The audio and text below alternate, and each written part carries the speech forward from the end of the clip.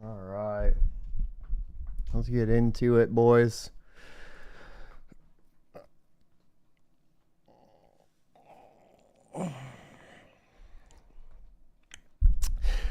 Hello and welcome to the Crypto Mining Show, your one-stop shop for all cryptocurrency news from the perspective of a cryptocurrency miner. Today, we have a show for you like we do every day. Let me get this a little corrected. Camera correction there. And primarily, obviously, we're going to be talking about the U.S. government banning algorithmic stablecoins, or at least proposing a ban. It seems like the U.S. is just proposing bans on everything related to cryptocurrency, or proposing, basically calling jurisdiction over anything that they are going to allow, like proof of stake coins and Ethereum. Other than that, we are going to be talking about the Fed and the rate hike, as that will affect, of course, the cryptocurrency markets. It hasn't been announced yet, so we don't know what it's going to be, but we are expecting it today. Will it be 50 BPS? Will it be 75? Will it be 100 BPS? We're going to look at CNN business and see what they tell us they think it's going to mean if it's a certain amount. Now, of course, it's CNN business, but at the same time, greater market effects, are determined by what they say still. So we're going to take a look at it. Now, we are also going to be talking about an interesting case where a 23-year-old crypto king is basically, I guess, going into debt after a $35 million investment from people that he basically scammed. Gets held into question or pulled into question. It's kind of an interesting story. Definitely good to talk about, kind of influencers and crypto and the dangers surrounding it. Obviously, you need to find cryptocurrency influencers that you trust, and that can be very difficult to do. But, it's still important to be able to find information about everything that you're interested in. We're also going to be talking about the 40 series and some new miner releases and updates, as well as, of course, at the end of the show, mining profitability, which I think a lot of people are interested in right now.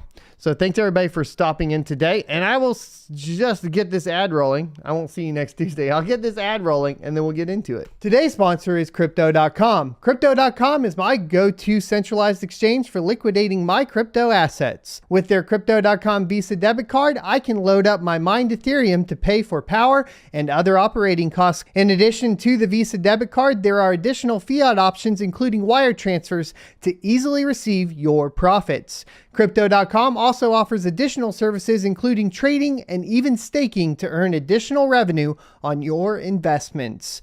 Join 10 million plus users buying and selling 100 plus cryptocurrencies at true cost by using my affiliate link in the description for a $25 funding bonus. Or enter referral code SOAT at sign up for the same bonus. Remember, cryptocurrency investment comes with significant risks, so do your own research.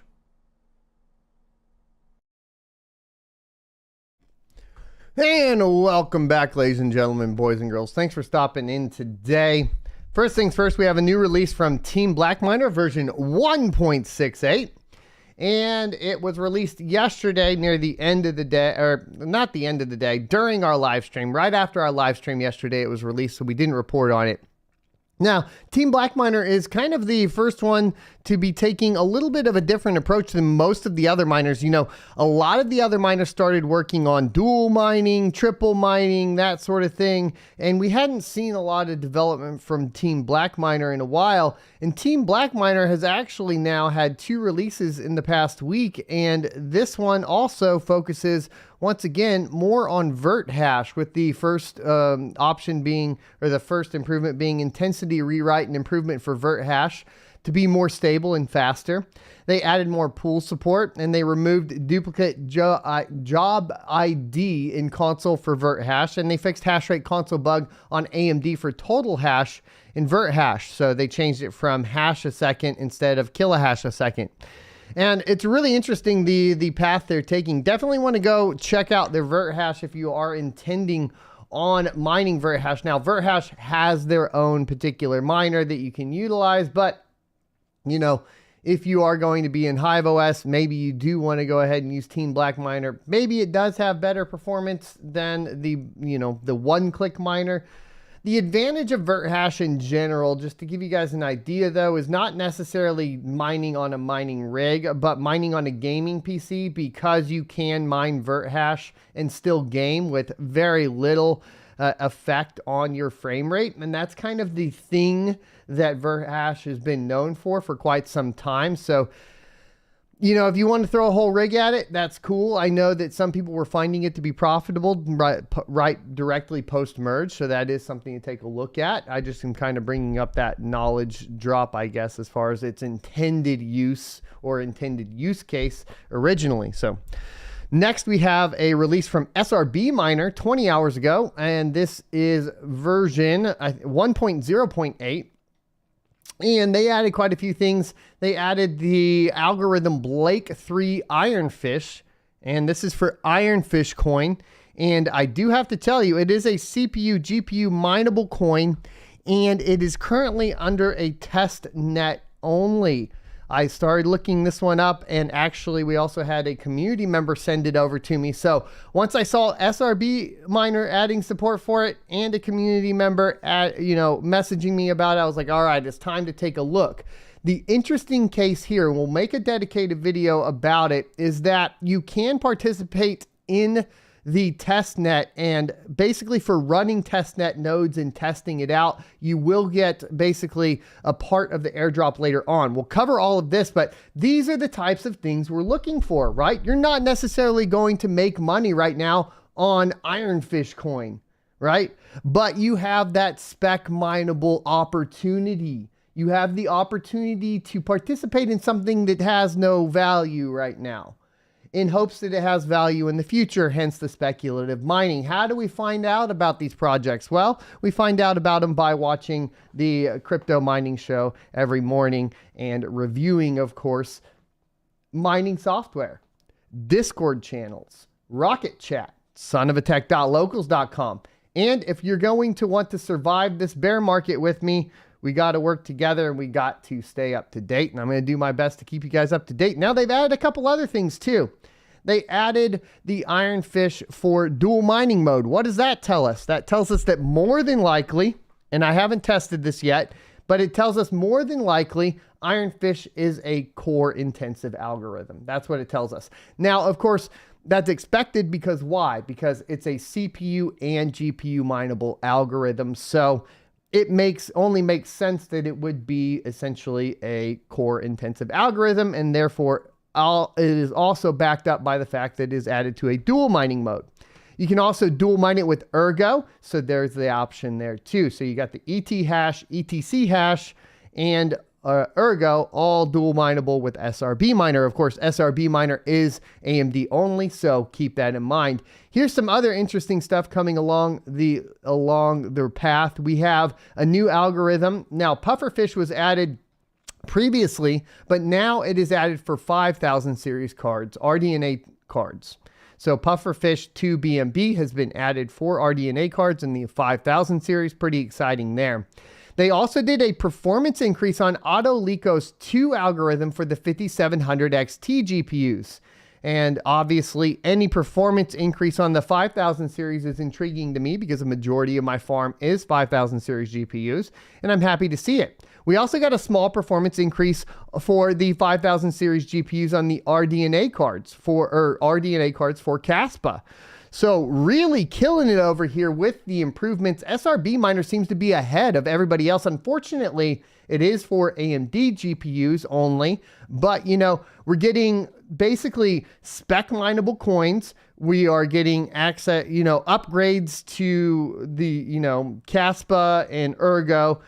Seems like they're doing some big, some pretty important work here. So huge shout out to the developers over at SRBMiner, and it should be nice to see the performance improvements for Ergo and Caspa and see what those are. I definitely look forward to testing it out. I do have a 5700 XT rig turned back on for testing, so I will get that testing out for you guys and let you know how it works out. So the algorithm AutoLeco's 2 possible fix for situation when miner isn't creating a data set. Of course, we have talked about this data set problem in the past, first brought up by Fox Protocol Mining. So shout out to him over on Twitter, where essentially every data set build, there's a spike in power consumption.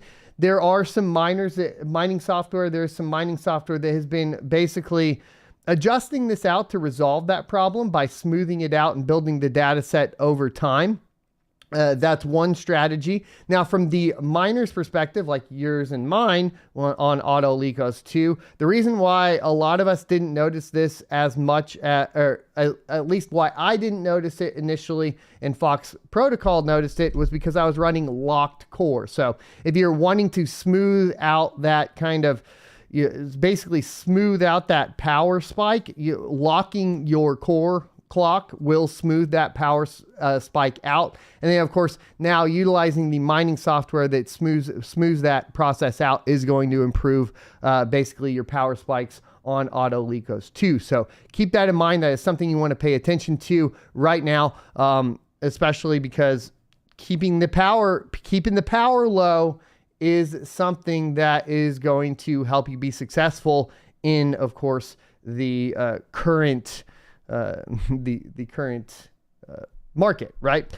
Now, algorithm Autolicos 2 now uses 1 thread per GPU as default. It was 2, and the hash rate should be more stable, they say, and a possible fix for miner crashing when it's trying to reconnect to the pool. So there's all your updates for SRBMiner. I'm definitely very impressed with this one in particular. Hopefully, we do see the improvements on the 5000 series, because I could definitely use those. Right now, most of my 5000 series are down for maintenance. Obviously, it seems like the best time to be performing maintenance, especially on the less, the lesser performing GPUs at this time. So there you go. Now, let's talk about Ada Lovelace and the RTX 40 series, which the announcement was for yesterday. We covered it at the end of the show yesterday, but we can go over briefly here the exact specifications for the cards, give you guys an idea of when they're coming out and all of that sort of stuff, get the wrap up. TLDR, I'm not excited about it for mining. Now, there is a caveat to that. We have a lot of natural progression cryptos coming out. What do I mean by that? They're going from CPU to GPU to FPGA to ASICs. So there is an argument right now for core intensive GPU, or core heavy or core performant GPUs being profitable here and there, especially within the spec mineable space, which is kind of the space we're going to be playing around in. The 40 series has potential, obviously, with its high core clock to be good in that. But on the flip side, if we're looking at longevity for GPU mining, we would want a coin that has memory hardening, because that will prevent the coin from going to essentially either ASICs or FPGA, like in the case of Caspa, which will eventually happen, or in the case of all of these coins that are more core heavy. So in that case, then the 40 series becomes unappealing, because if you have memory hardening, then you want a memory performant card. And the RTX 4090 isn't really getting that big of a bump compared to the 3090 Ti. It's pretty much the exact same bandwidth. And then if we look at the 4080, unfortunately, what you'll see here is that they have cut down the memory bus from 320-bit to 256-bit on the top end, and then on the second one, which they are releasing two 4080s for some odd reason, but on the 12 gigabyte model, they knocked the bus width down to 192. So, it's not looking that good. Now, coming from videocards.net, it says the new RTX 40 series are here. NVIDIA CEO Jensen has now officially introduced the RTX 4090, the RTX 4080 16 gigabyte, and the RTX 4080 12 gigabyte models. The first SKU from the next generation of graphics card series named Ada. The flagship 40 series features 76 billion transistors and TSMC 4nm process technology. New architecture introduces 3rd gen ray tracing cores and 4th gen tensor cores. NVIDIA confirms Ada Lovelace now supports DLSS 3 upscaling technology for game streaming, and the 40 series have a dual AV1 encoder supporting up to 8K 60 FPS recordings, which is actually, from a content creator perspective, pretty badass. I mean, being able to record 8K 60 FPS with the encoders means that obviously the content creation production side of things is upped, like your capabilities as a content creator go up because of that. One of the big things for NVIDIA GPUs, like the reason why I like having a 3090, is that the NVENC does function really well. And NVENC allows you to basically be able to still play video games, for example, very, very well while streaming and gaming on the same like system. And that is obviously something that, you know, is beneficial as a content creator these days. So, you know, I definitely like that technology. I think from a content creator perspective, having these the upgrade in the encoders is definitely going to be important. The new flagship features the AD102 and 300 GPU with 16,384 CUDA cores and a boost clock of up to 2520 megahertz. Now, this is where things get interesting, right? Because going up to 2520 megahertz with, you know, aftermarket boards going up higher than that potentially means that, like I said, these core intensive algorithms are going to perform very well on the RTX 4090. It's just the longevity of your ability to mine those coins like is very low. Like the fact is, I like Caspa, but I am very aware and very prepared for Caspa to move to FPGA and then to eventually ASICs and then to eventually optical proof of work, which is the whole laser thing. That's going to happen. GPUs are going to be pushed out, and therefore, you know, pretty much any core intensive algorithm for the most part is going to eventually move away from essentially GPUs.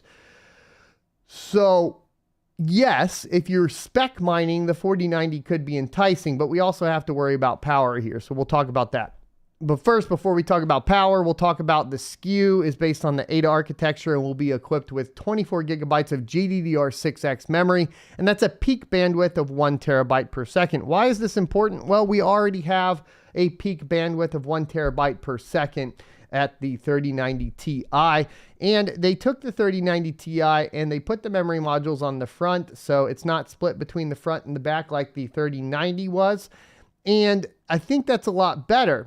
And I think that, you know, with the oversupply of currently the 30 series and cryptocurrency miners getting out of the game, you're going to be able to find a 3090 Ti with the same memory bandwidth and throughput as the 4090. And it doesn't make sense for you to go buy a 4090 for $15.99 if you're going to be able to pick up a 3090 Ti that performs the same on a coin like Ergo for less. And to add insult to injury here, the card will require even more power than the 3090 Ti by at least 100 watts.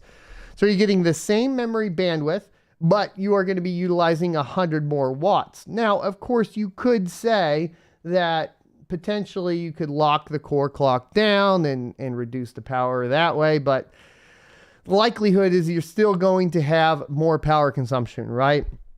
It's not like you have a 3090 and you lock the core clock down and it brings your power consumption down to a 3080. That's not the case, right? Because you still have more cores on the board. And in this case, with the 40 series, you have more cores on the board that require more power. And that's just the case, the matter of the fact, right? And we got to deal with that. It will be available on October 12th per their slide. And it will take a 16-pin power connector, so you'll need an adapter. My understanding is that it will take up to 3 8-pins on a traditional power supply, and you probably don't want to use a traditional power supply because of the power spikes. But we'll have to see once this is in the hands of the people and test it out, you know, more thoroughly. Now, the RTX 4080 16 gigabyte is where things get interesting as well, because now we have, or the 38 or 4080 in general, we essentially have two models, a 4080 16 gigabyte and a 4080 12 gigabyte. And it's odd, right? So Jensen also announced they announced the 16 gigabyte, and that's going to feature the AD103 GPU with 9,728 cores, and it will have 16 gigabytes of GDDR6 memory clocked at 22 gigabits per second, and then you have a 320 watts. But like I said, you're getting it downclocked, so if we scroll down here, let's get the actual specifications. What you'll notice is that on the 16 gigabyte model, it's only a 256-bit bus, whereas the 3080, so the 4090, it's like, okay, well, you know, at least we have the same memory performance as we did on the 3090 Ti, but we jump down to the 4080, and even this 16 gigabyte model is knocked down to a 256-bit bus as opposed to the 3080, which was a 320-bit bus. This significantly affects total bandwidth, which is dropped down to 736 gigabytes per second, and frankly is basically utilizing way too much power at 320 watts as opposed to, you know, a 3080, which would utilize somewhere around 280 watts or somewhere around there. And it makes the card like basically completely useless for mining, except for outside of the boost clock on the core, which we just talked about, so I don't need to reiterate that.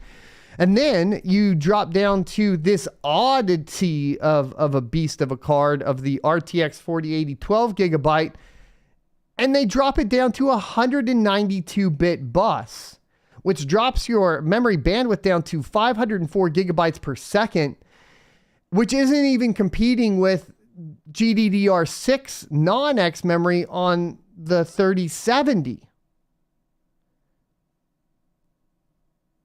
So while technically the memory is clocked at 21 gigabits per second, you're only getting 504 gigabytes a second of memory bandwidth.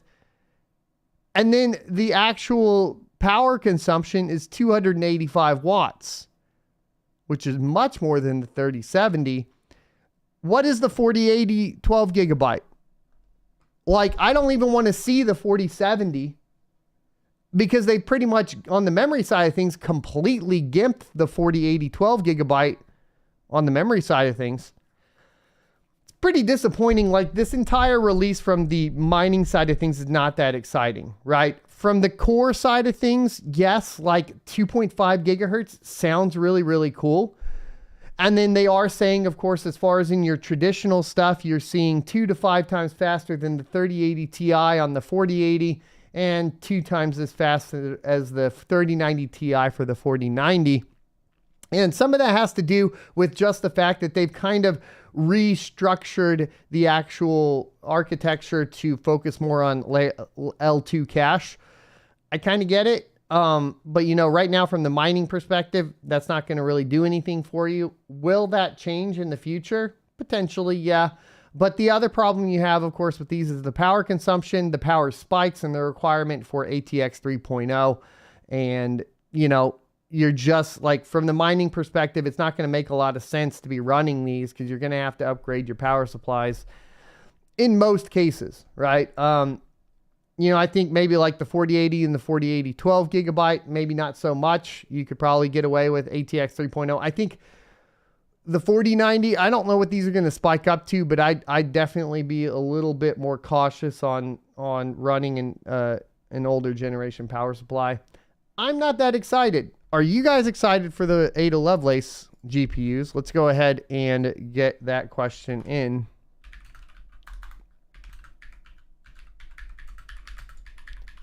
The chat. I said, are you excited for Ada? Just realizing now that technically, since we're a crypto channel, you might confuse that with Cardano. We are referring to the code name for the new NVIDIA GPUs, not to the cryptocurrency Cardano. So there you go.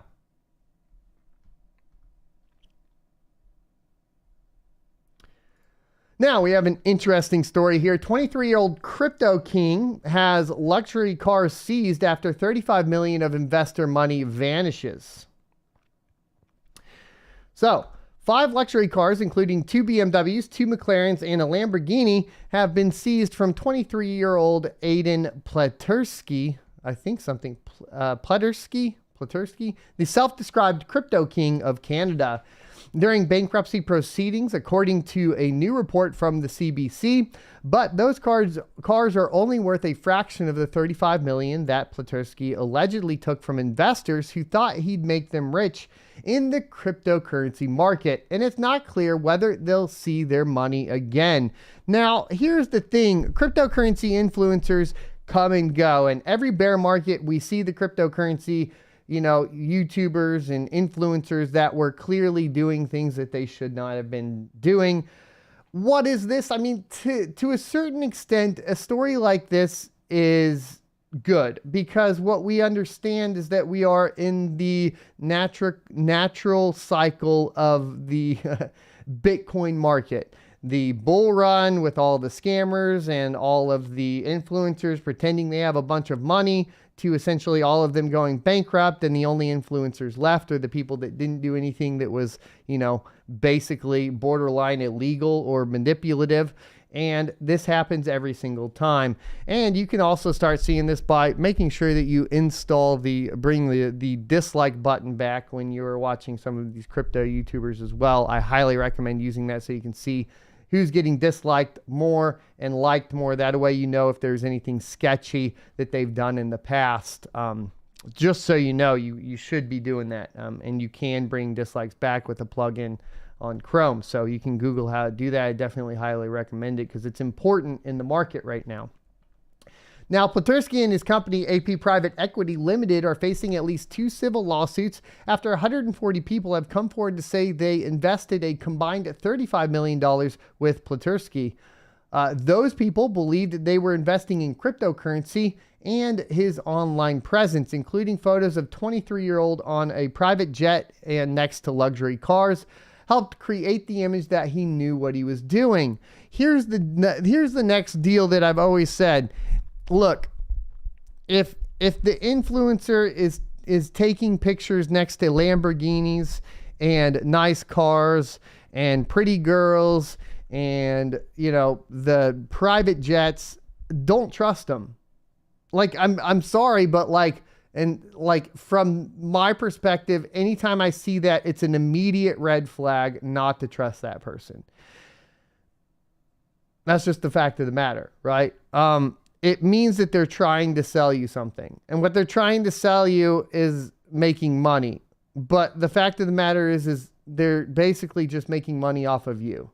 And you got to be extremely careful. That's also why on my channel, I'm very, very, very, to a fault, clear about making money off of the audience, right? I want you guys to know what you're getting into, right? Yes, I sell ads on the channel. Yes, I have locals for you guys to support me over there. And I am very clear on how much money we make on the channel. That's because I want to make sure that you guys understand what I'm doing. We have basically a relationship, right? I provide you guys with information. You provide me with support by watching ads or supporting directly or donating to the channel. And that is how this relationship works, right? The Daily Caller article from December of 2021 includes a photo of Pletersky looking at his phone in what appears to be a private jet. Notably, December 2021 was a time when cryptocurrencies like Bitcoin and Ethereum were trading near all-time highs. The headline reads, Aiden Pletersky, meet the young Canadian investor who is taking the world of crypto by storm, end quote. Despite a notice that the article is from a featured partner, many people don't understand such articles are bought and paid for, a practice that has a long history. The text of the Daily Caller article about Pletersky is rather ridiculous and riddled with grammatical errors, but may have been enough to convince some people with no experience in crypto that he was an up-and-coming entity who could make them rich. An excerpt from the Daily Caller, complete with the original errors. It's safe to say that Aiden Pletersky is not your average 22-year-old. He had an early start in the cryptocurrency market, and he is quickly becoming one of the most influential and well-respected traders in the game today. Aiden was born in Whitby, Ontario, Canada, and he has been diving deep into the cryptocurrency world ever since 2015. As an avid gamer, he became acquainted with crypto early on, and it didn't take long for him to become familiar and knowledgeable about the dynamics and know-hows of trading online. Initially, cryptocurrencies were a way for him to pay for in-game items effortlessly, I think is what it means. But later, it became a broader interest for him, since crypto became a huge part in his actual life and not just something that he'd use for in-game purchases or perks. Another grammatically challenged portion of the article explains that Bitcoin couldn't suffer severe fluctuations in price, a rather ridiculous claim to anybody with familiar with Bitcoin's history. And it says here that what makes cryptocurrency so special is the fact that its worth is not very likely to plummet like that of more traditional currency. Obviously, anybody that pays attention knows that that's not true. Now, a piece that I think a lot of people miss too is that it's cyclical, meaning just like it goes down, we can plan on it going up, right? Now, I don't know that for sure, but after a few bull runs and bear cycles, it looks to be the case that the halving cycle is still intact, right? So I'm pretty safe to say that, in my humble opinion, I expect Bitcoin to go up in 2025. So, Platursky's article also claimed Bitcoin is finite, which is a common defense of the cryptocurrency. And while that's technically true, there's nothing finite about the number of cryptocurrencies that can be created. I'm going to skip this one. I think they're digging pretty hard to dog on him. There is one thing that you got to be careful with, right, in articles like this. And I think everybody has the tendency to do it, right? It's like they're digging so hard to make him look bad that they kind of exaggerate portions that are technically accurate within the article, even though it was a bought and paid for article. Yes, Bitcoin is finite. There are only so many Bitcoin that will be in production, in circulation ever. And the thing is that's accurate. So we're not going to dig into that to the point of like, well, not all crypto assets are, that's a whole other story, right? But the question remains whether Platursky actually invested any of the money in crypto to begin with, and speaks to just how strange the crypto market has been over the past year. For all anyone knows, Platursky may have actually invested the money and lost it like so many others since the peak of 2021, or of November 2021. Bitcoin is down 56% since its price a year ago, while Ethereum is down 57%. Platursky insists he invested the money, but he's just bad with record keeping. And the thing is that could be true, right? The thing is a lot, I'm bad with record keeping, right? But there's a reason why I don't take outside investment, right? I've been offered outside investment, especially in bull runs and so on. I don't take outside investment because I know, I'm not going to keep the record very well. I'm already bad enough just keeping up with sponsorships and making sure I get all the ads in and record them, because that's the worst part of this job, is recording ads, to be frank, because you sit there and misspeak over and over again. That's my humble opinion. I find that part to be the most stressful part of what we do over here. But, at the end of the day, I sold my own stuff. Everything at the farm I own, except for, the building that I rent, which frankly, at the end of the day, the biggest mistake I have is the debts that I owe, which is literally the lease on the building, right? So if I look at it from that perspective, the only thing that I jacked up and effed up, the biggest thing that I effed up in this previous cycle was having a lease for where I have my mining equipment.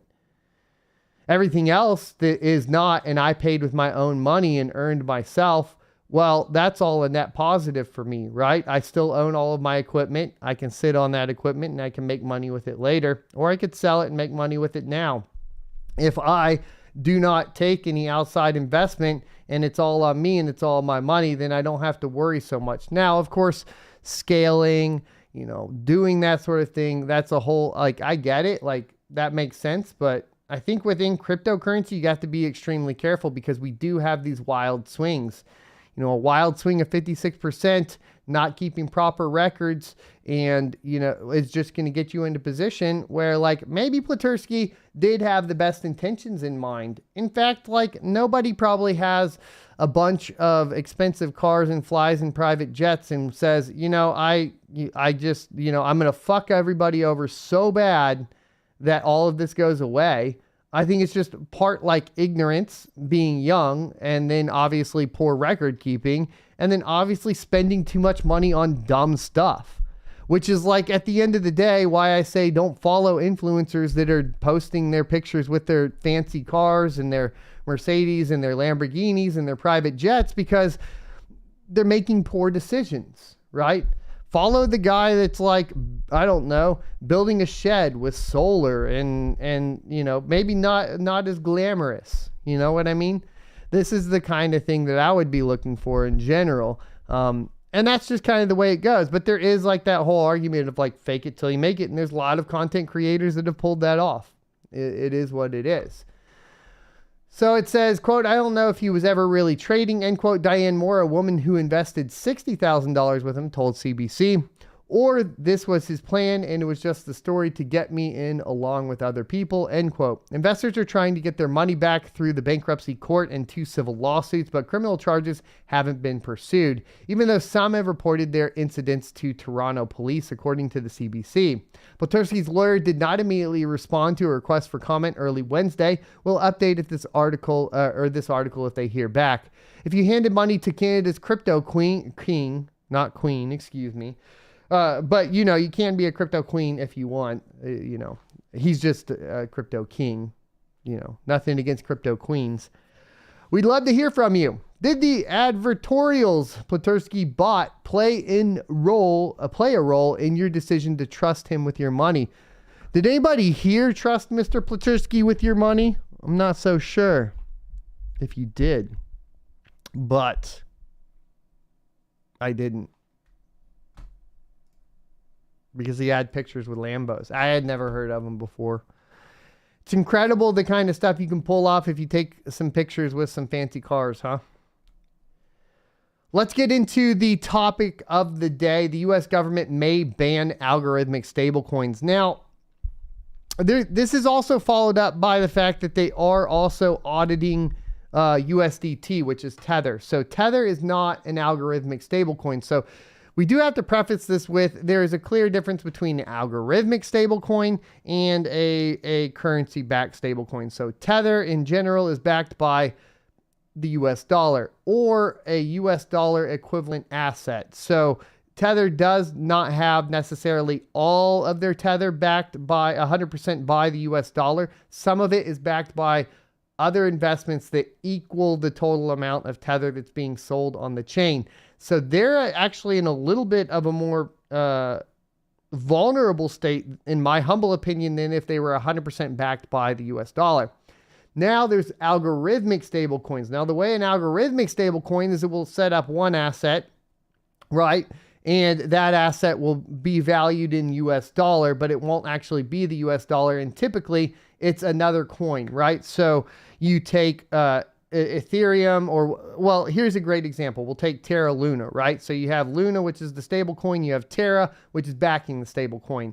But really nothing was really holding up the value of Terra. So when Terra collapses, the backing of the stable coin goes away and then you lose parity with the US dollar. This is an algorithmic stable coin.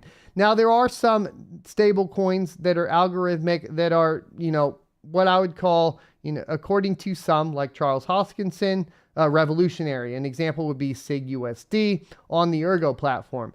Now, the reason for this as not being as much of a problem is they have everything backed by 400%.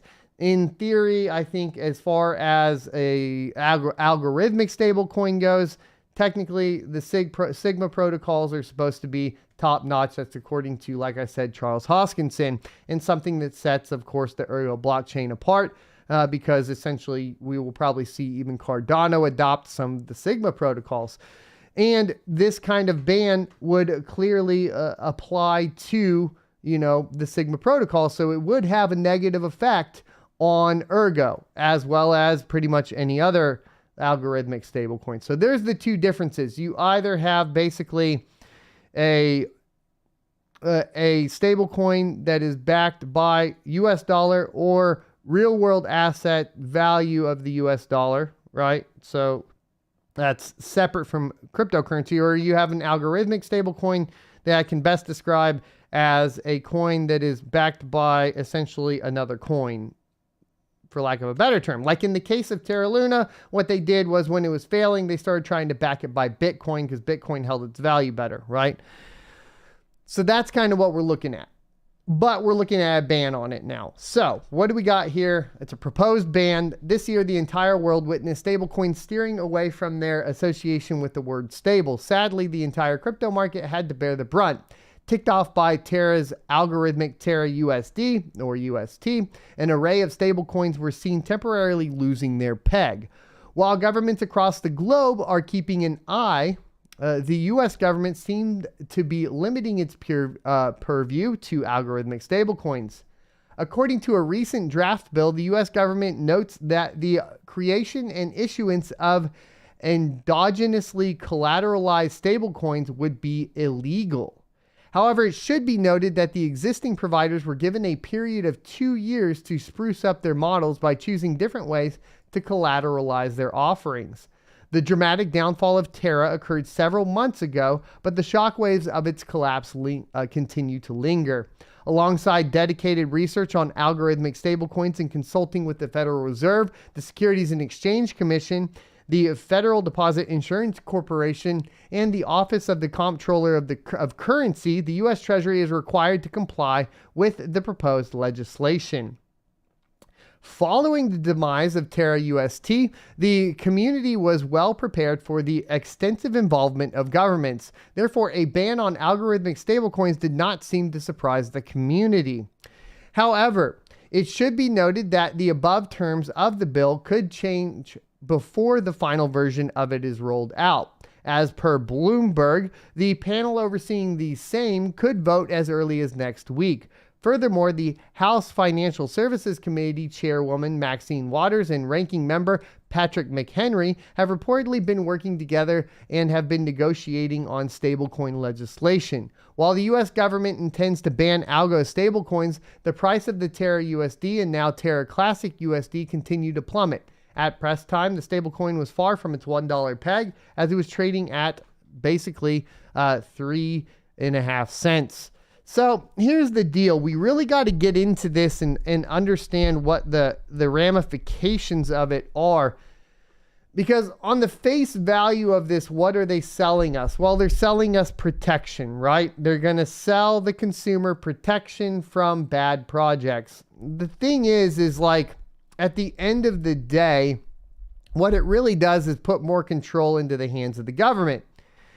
And the problem is if you adhere to the principles of cryptocurrency, you would say that this is not good, right? This is basically, at the end of the day, cryptocurrency is supposed to essentially be, without the interference of a third party, meaning, of course, both banks and governments. And yes, that does mean you have potential for people being basically hurt in the process. There, it comes down to personal responsibility. It is a very libertarian idea. So if you are wondering where the roots of Bitcoin are held, it is within libertarian ideals. That is kind of the matter of fact. Now, can it evolve past that? Sure, but what do we evolve into? And this is where it gets sketchy, right? Do you really want it to be where the government controls all of the cryptocurrency, or eventually, basically deploys their own cryptocurrency in the form of the CBDC under the guise of keeping, the public safe, from faulty or poor investments, and then they control what you can and can't buy, because that is what they are doing. Right? At the end of the day, they're controlling the fact that you can't buy an algorithmic stablecoin if you want to. So we could look at it from the perspective of, okay, they're protecting us, blah, blah, blah. Or we could look at it for what it is, which is they're controlling and telling you what you can and can't buy.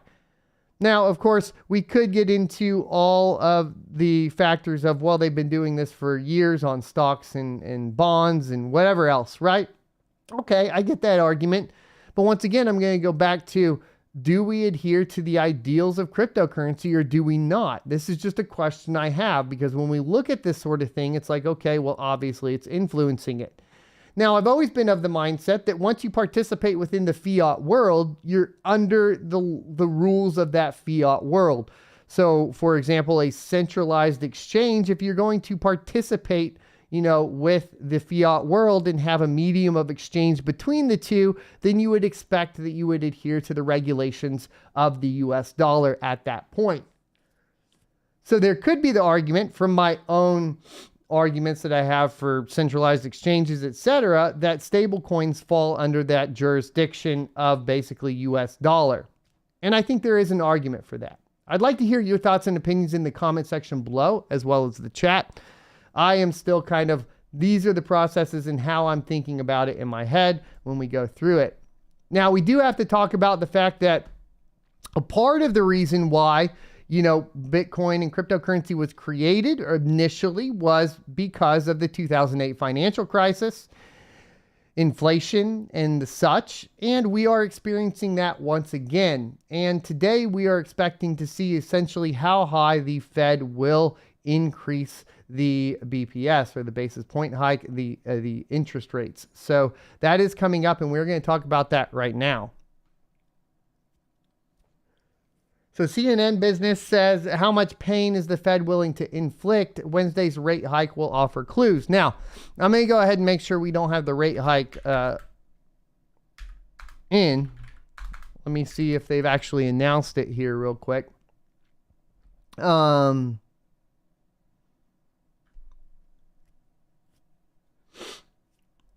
No, they haven't. So let's talk about the possibilities.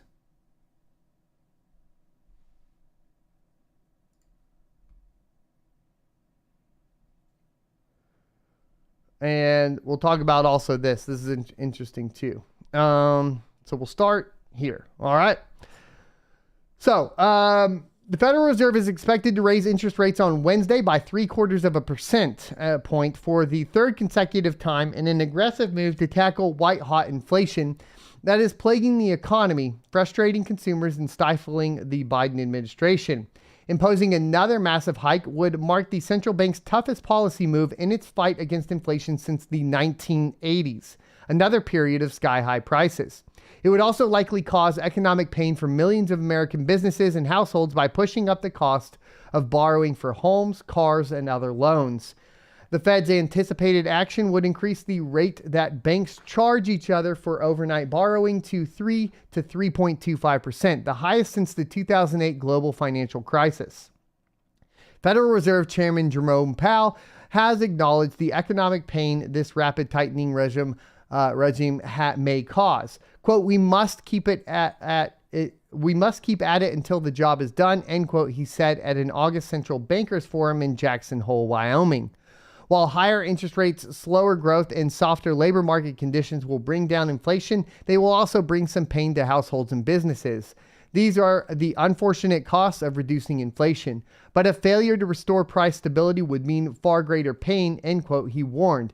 Investors and economists will be eagerly awaiting clarity on what that pain entails. So far, the Fed's series of aggressive rate hikes mean that consumers are currently being charged the highest credit card rates since 1996. Mortgage rates have topped 6% and auto loans are highest since 2012, noted Greg McBride, chief analyst at Bankrate. Powell's Jackson Hole comments also preceded new economic data that shows inflation as measured by the latest Consumer Price Index report is still elevated at 8.3% for the year ended in August. Moreover, the monthly reading from July to August showed that the headline inflation crept up by 0.1% when most economists expected it to slow. Core CPI, which strips out volatile components like food and gas, rose twice as much as economists were expecting. That triggered a meltdown on Wall Street. The higher prices mean that consumers are spending around $460 more per month on groceries than they were last time this year, or this time last year. There we go. According to Moody's Analytics. Still, the job market remains strong. I disagree. I think the reason why the job market looks better is because we had lockdowns that stopped a lot of people from working, and we're paying that price now. So like the job market's coming back, but a lot of it is also part-time work. And frankly, if you look at the wages that are going on, they aren't keeping up with inflation. So, you know, I don't know if it's really strong. Housing prices remain high in many areas, even though there has been a substantial spike in mortgage rates. That means the Fed may feel that the economy can swallow more aggressive rate hikes. Some economists even expect the Fed to implement a massive and historic full point hike on Wednesday. Now, if we get a full 1%, we are going to be in a position where the crypto markets and, of course, look, not financial advice, but, you know, if it was going to be a 50 basis point hike, we'd probably see the markets go up. If it's a 75 basis point hike, probably see the markets go down. However, like, technically a lot of people say it's priced in. I tend to follow a Twitter user known that created Doge, and let me pull his tweet up for you guys. As far as like, if it's expected, the market reacts negatively, and then when it happens, it reacts negatively again. Shibtashi Nakamoto, as he said here, Fed, we're going to keep raising the interest rates. Market panics. Fed raises interest rates just like they said they would. Market panics. This game is stupid. And so if we see a 75-point hike, I would expect to see the market panic, meaning prices go down. If we see a 100 basis point hike, I think we see a massive flash crash of all markets and maybe some recovery. Now, the question is, and always has been, is Bitcoin, or will Bitcoin end up being a hedge against inflation? So far, it feels like it has not. Now, part of that could be the timing, and this is what I bring up all the time. If we look at the traditional halving cycle of Bitcoin, what do we expect? Well, if we look at the traditional halving cycle, we expect Bitcoin to be sitting right around where it's at right now, which is that $18,000 to $24,000 range. So based on the traditional cycles, you know, we would expect it to be right here. Therefore, is it kind of a hedge against inflation still? Kind of, sort of, right? Like if you bought in during the bear market last time and you're holding to now, you're still up, right? You're still good to go. You know, if you bought during a bull run, no, not so much. We could talk about DCAing, but you know, that's a completely different topic. Point being is that the expected performance of Bitcoin is right where it's at as far as I would expect it to be. So technically it could still be a hedge against inflation. It's just a weird timing of recession with, of course, the halving cycle. What will definitely tell us if we're going to have like a flash crash, as Tech Yes City refers to it as, I think definitely we can say the stock markets go down if we hit 100 BPS. However, cryptocurrency markets, it'll probably react the same way. And then in that case, you know, if we do see it react in the same way, cryptocurrency doesn't seem to be as much of a hedge against inflation as initially expected.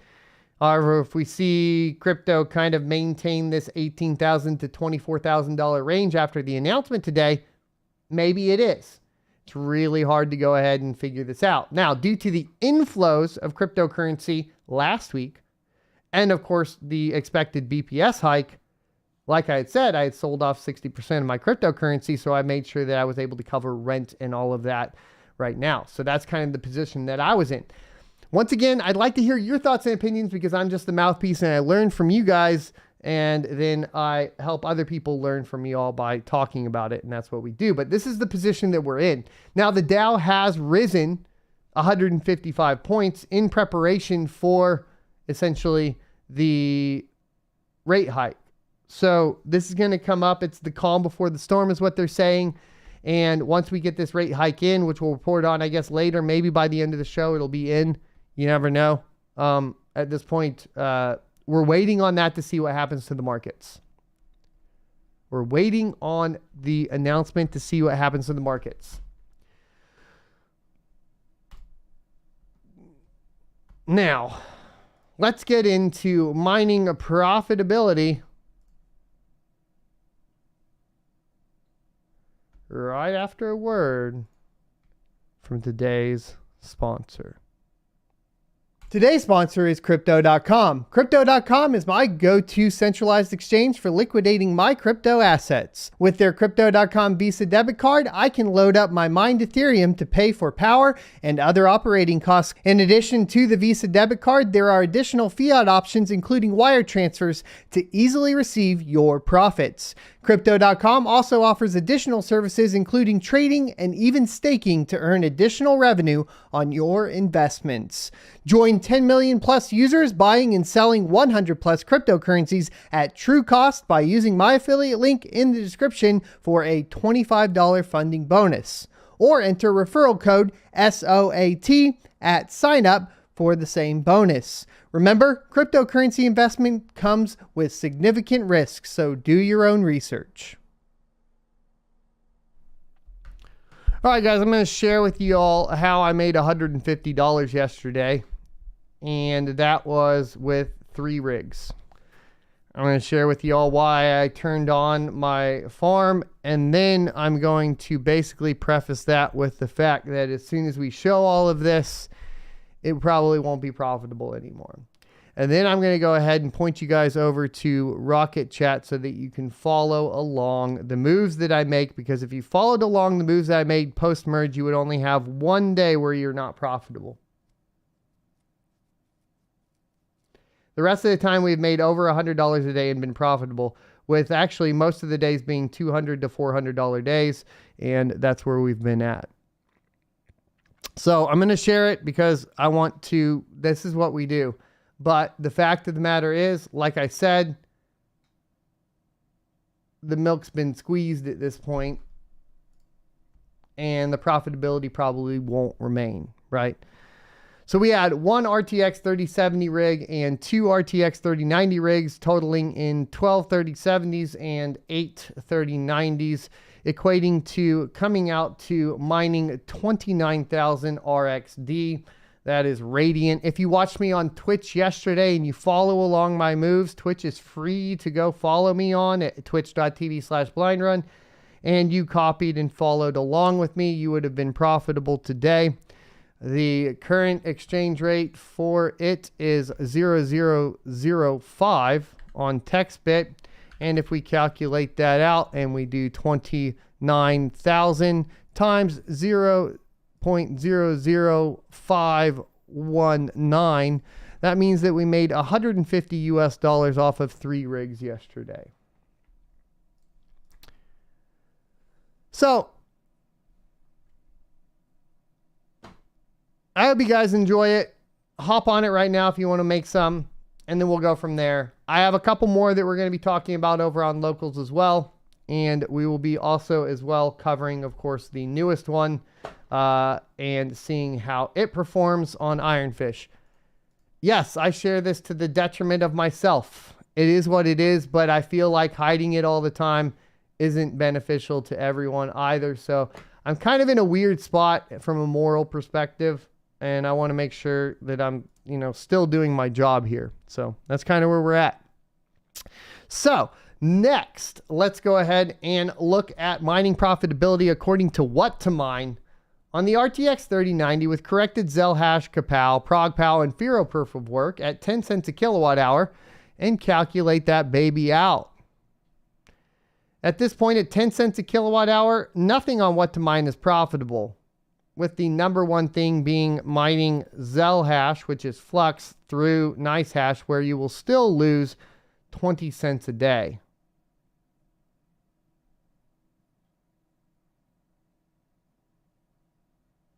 So, mining's not looking that good.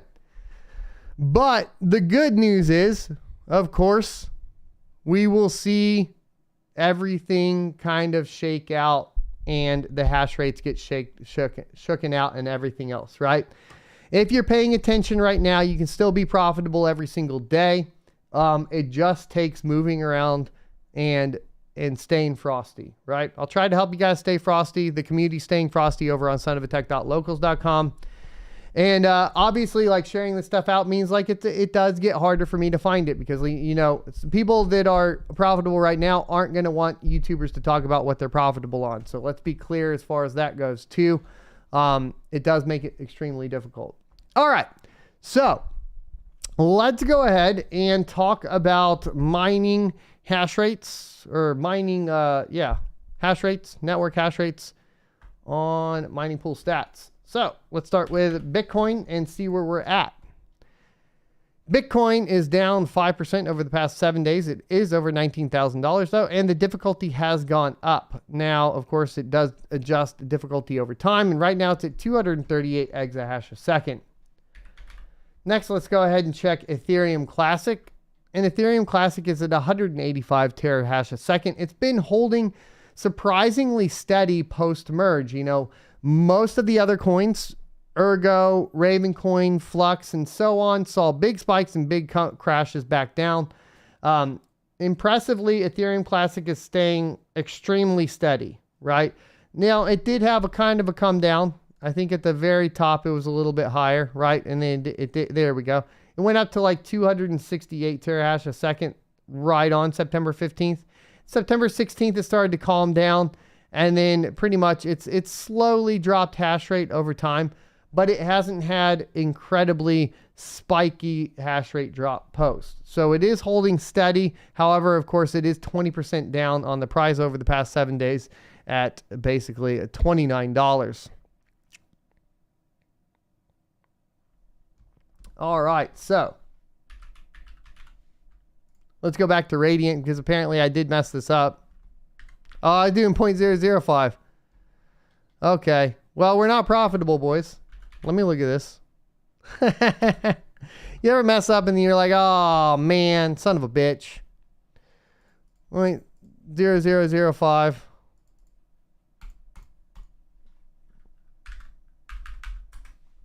Yeah, we're at $15. Man, guys, I am fucked up today. Okay. Well, I thought we were at 0.005 because of what we were looking at yesterday on TextBit.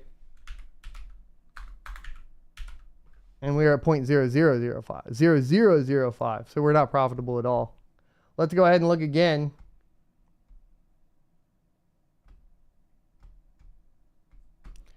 Thanks for catching that, guys. Oof. Maybe we are not holding up to what we can, holding up as well as we thought. We definitely need to pay better attention.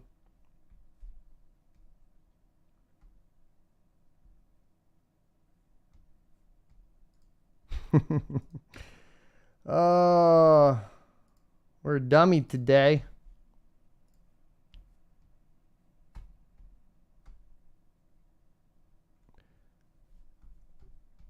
Don't fall for the hex.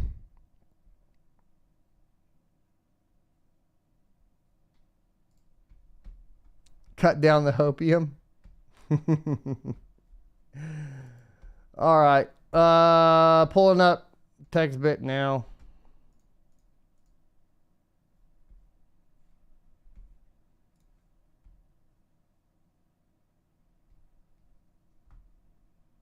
So we're at $15 on 3 rigs for the day.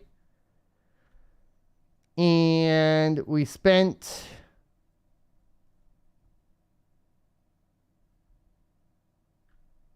$10 on power. Hold on, let me look at this.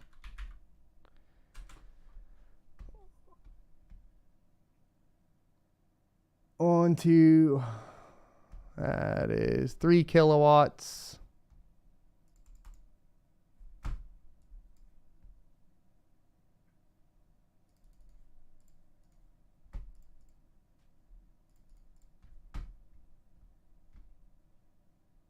Yeah.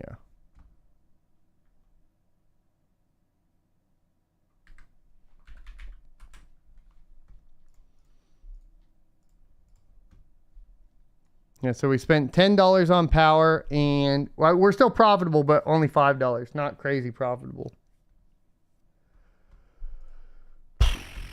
Sorry for the hiccup. Oh, Flux, yeah. I'll be profitable at 9 a.m. on the 25th. We do have to talk about that too, which we'll talk about here in a second, because let's continue on. So yes, right now we did, well, technically we did 29,000 in less than 24 hours right now, and that is at 0.0006, which is 1740, which means that we made $7 on the farm on 3 rigs yesterday. There we go. All right, let's go ahead and get back into it. Thanks for the correction.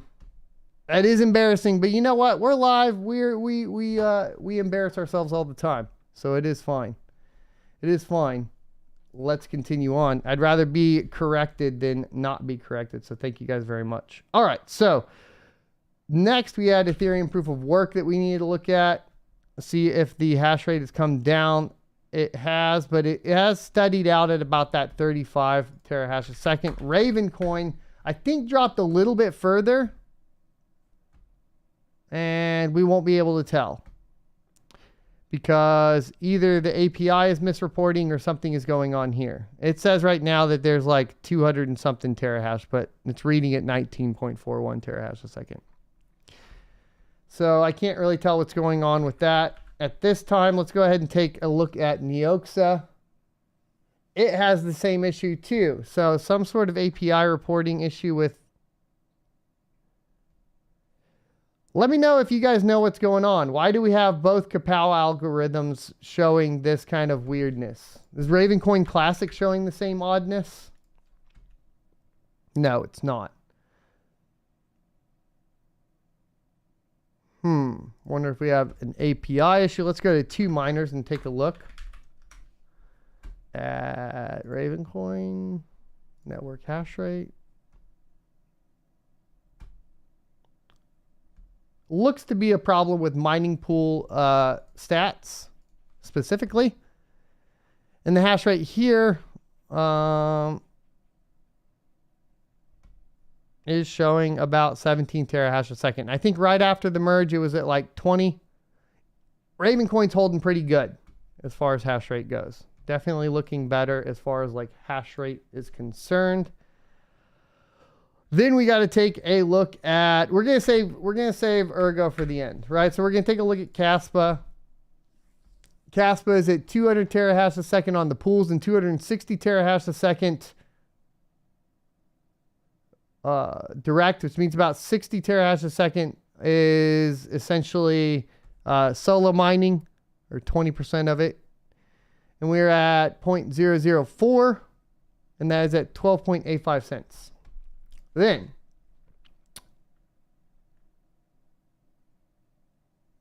let's look at Flux. Flux, I would expect 3 mega solutions a second. Or no, 8. Sorry. Was it 3 before? Yeah, 3 before the merge. 8 after the merge. 8 mega solutions a second. It's held pretty steady as well. So it looks like I was wrong. Flux definitely held pretty good. The only one that's not holding good, which is the elephant in the room, right? Ergo. The coin we all expected to do well that is not doing well. So we have to talk about why, right? And look, obviously I did a video on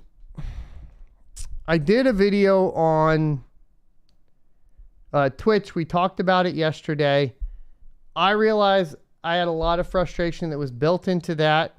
I realized that a lot of the Ergo team is saying that I'm click farming and bringing on unnecessary drama. I'd like to hear y'all's thoughts and opinions on it. Let's just state the case as it sits.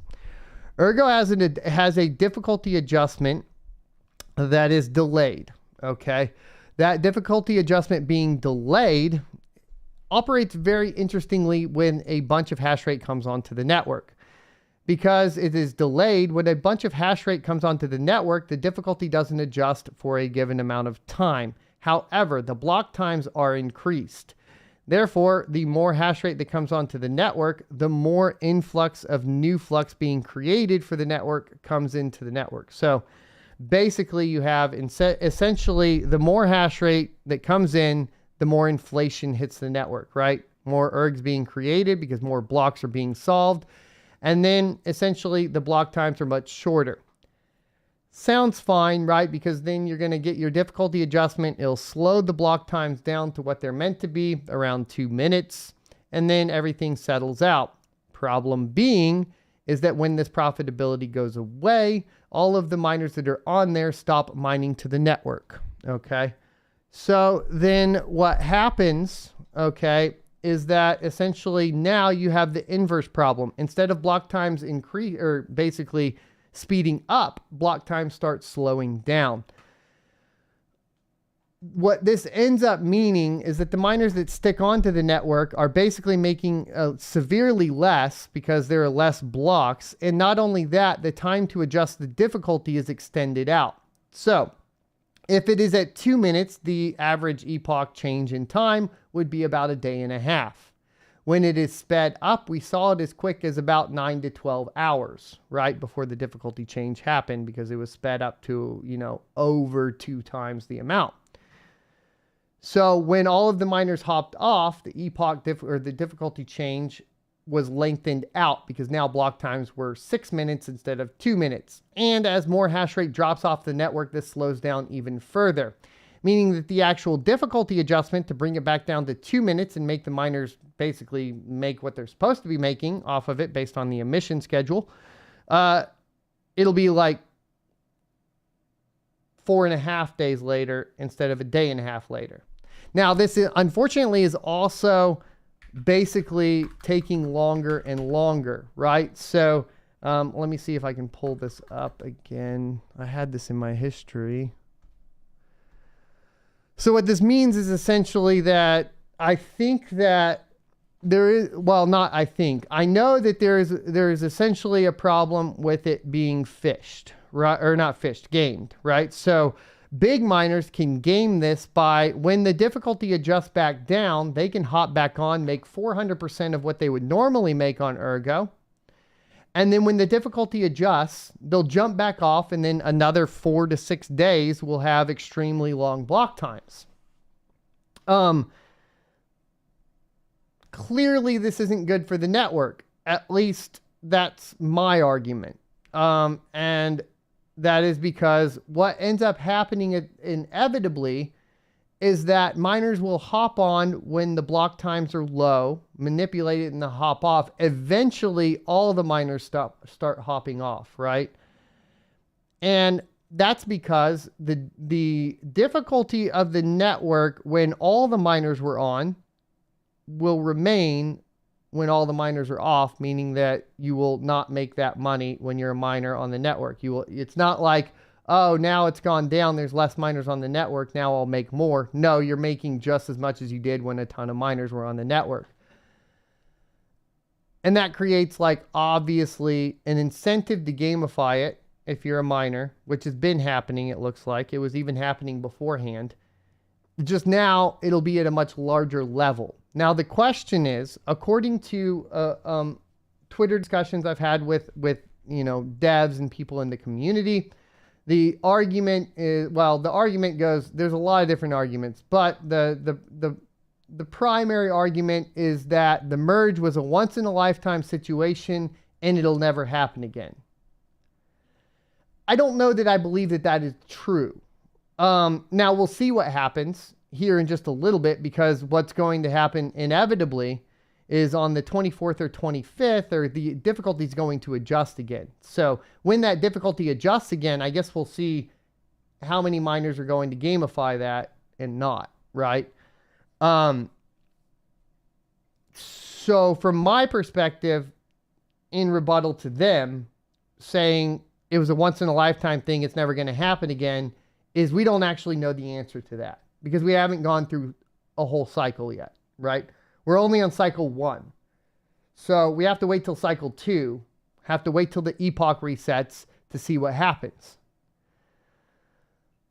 It's also an odd conversation to have, because by me having it, large miners are going to potentially be aware of this factor, which then once again puts me in kind of an awkward position, because do we talk about it and bring up the issue for everyone to know about, with risk of course, hurting the network, just like a risk of hurting the profitability on a coin? It makes being like an influencer extremely difficult, right? Because like we have these problems to discuss, they need to be discussed, but how do you do it in the most responsible manner? Because I feel like this could inevitably be a little bit irresponsible on my part just bringing it up. But at the same time, I think about it and I say, well, I see this as a problem that needs to be solved. Now, the good news is now at this point, my understanding is they are discussing solving the problem. But the biggest caveat here, or the biggest hindrance to solving the problem, is that there's not a solution outside of a hard fork. And they don't want to do a hard fork.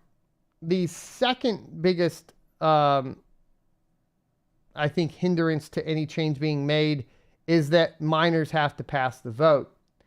And if we basically are at 40 terahash a second of dedicated Ergo miners, but then there's this 250 terahash a second of miners that are only in it for the profit, potentially, even if a vote was put up, that 250 terahash of mining power could come on and outvote everybody else that's dedicated and actually has the best interest of Ergo in mind. Which is another weird thing, because when we talk about cryptocurrency in general, we generally push towards, like, obviously governance of miners, which I think is important. But now I do see a problem with that in this particular situation. So I don't actually have a solution for this. I clearly have frustration surrounding it. Frustration primarily, to be completely frank, from the fact that I've been talking about this for over a year. From the fact that I brought it up, you know, time and time again. I said this needs to be fixed probably before the merge. It was brushed off. It was not paid any attention to until it actually happened. The exact thing that we said would happen did happen. And now when we say, hey, look, see, there's a problem, it gets pushed back and we get labeled as click farming.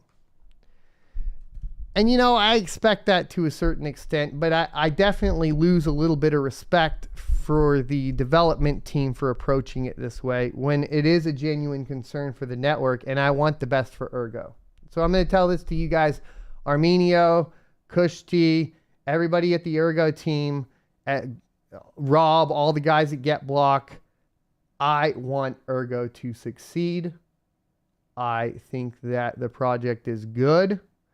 And I only bring up these issues because it is a clear detriment to the network. It can end up in a position where you have zero hash rate on the network if this continues.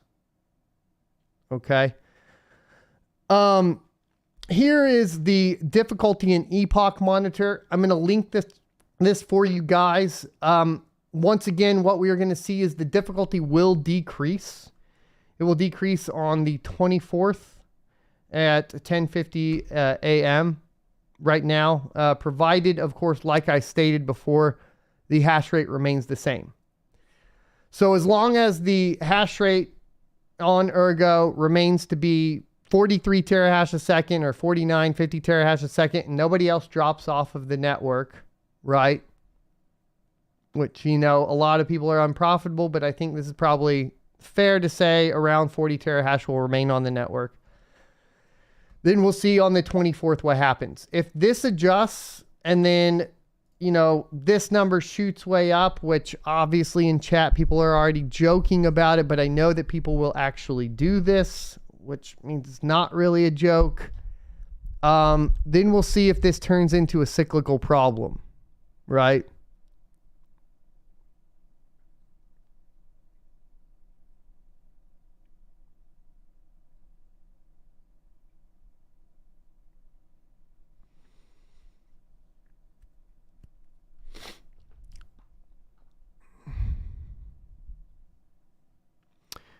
So this is kind of the worry that I have. Once again, you know, I'm not a developer. I'm so dumb that I calculated my mining profitability incorrect for the day. You know, I'm just a dummy on the internet trying to, you know, talk about financial freedom and you know, sovereignty. I mean, that's it. Hopefully we see a little bit more about this and figure it out. I see it as a problem and hopefully it's resolved, right? That's where we're at.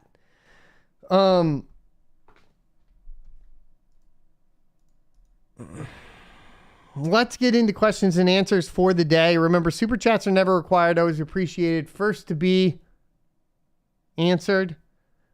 Let's also finish this poll. Are you excited for Ada Lovelace? 31% of you said yes. 69% said no.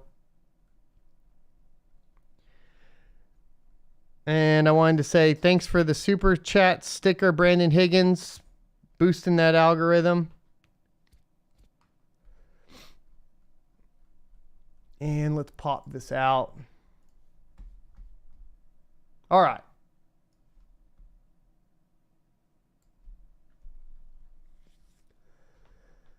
All right, so let's get into questions and answers. Elliot says, at Son of a Tech, everyone knows anything about Ergo, knew about it. A lot of people did know about it.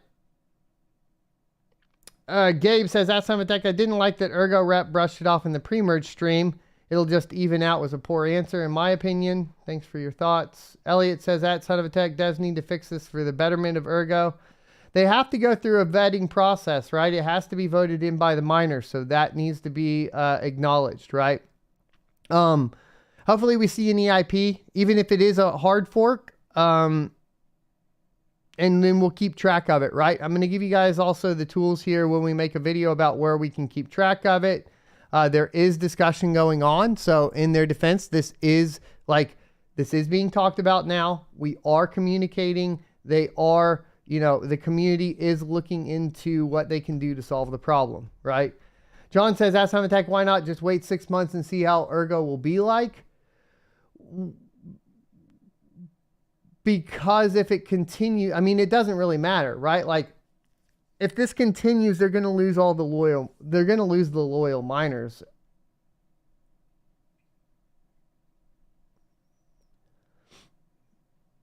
This means says, that's Time Attack, is Hoskinson coming into an interview with you? No, I never got him to reply.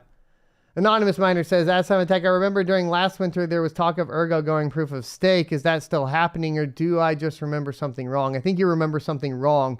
The only thing that I think in the interview with Kushti that I think like GPU miners didn't like was that it wasn't like, it was basically like when asked about ASICs, it didn't seem like you would like fork or change the algorithm to push ASICs off if they were in fact ever developed for Ergo, which I think some people took as a negative. But I don't even know if that's true anymore to this day, right? We'd have to ask for an update. Dennis says, ask Time Attack, what do you think about InnoDes for RTM and Firo? I'm not familiar with that. I definitely have to look it up. Kyle Cox says, ask Time Attack, thought you meant ADAs and Cardano. Yeah, I actually acknowledged that when we were creating the poll. I said, this is going to mess up because people are going to think ADA is Cardano, not ADA. Because they stopped also calling it ADA Lovelace, by the way. The RTX 40 series is now just called ADA. The code name is ADA. Dertobi says, ask Time Attack, do you hear about the Saudi Arabian and legalization of Bitcoin payments as normal money? They want to push this forward. No, I didn't hear about that, but that is, super awesome. I think Saudi adopting it would definitely be good for it. Snoozu says, ask Time Attack, what is your opinion about mining Kadena? I've been thinking about getting into it. I think the miners are too high and the profits too low, and there's nothing else you can mine with those ASICs. At least if you do SHA-256, there's Digibyte and some other options. And if you do Script, you have a ton of different options. The ASIC miners that are specifically one coin with no other options do put you in a position where if that coin becomes unprofitable, your ASIC is worthless. So ASICs are a really tricky position. I don't know. I think like also if you want to look into ASICs, there's other channels that are going to cover it better. I'm trying to get into covering ASICs, but it's been, hard pressed to do so. Scott says, ask Time Attack, what Bitcoin ASICs should you be looking into right now? After I look at everything and I've played with some stuff, I think the new S19s are unreliable. I think the What's miners are going to be a little bit more reliable. I'd also stay away from the Koi miners. I had a lot of trouble with mine and a lot of them broke. So right now, from a reliability standpoint, I think the What's miners are the best, like the M30s and M50s, all that sort of thing. I think you'll have, yes, you take a little bit of a hash rate to power consumption loss over Bitmain, but the fact of the matter is all the Bitmains are going to require you to have such low temperature, ambient temperature that,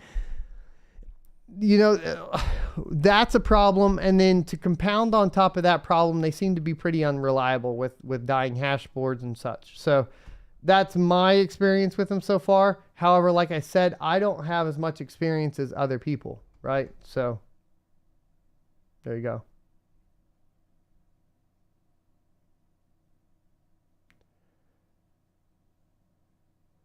Alex says, that's something that, did you try looking into CPU mineable coins? There are a few. I don't currently have any CPU rigs that I'm running though, to be completely honest. I do need to stand at least one up for testing. But you know, I like the CPU mining thing is extremely hard to expand. And most CPU coins do end up being GPU mineable, or combined mineable, so on right off the bat, right?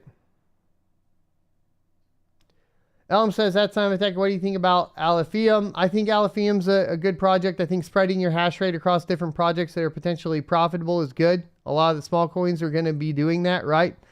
It really doesn't matter what you pick. I prefer to pick stuff that isn't listed yet, right? Like I'm definitely going to be looking hard into like Ironfish or whatever, for example. But outside of that, I think, you know, it's not even ridiculous to think about putting like 30% on Aliphium, 30% on something like Radiant, 30% on something like Caspa, right?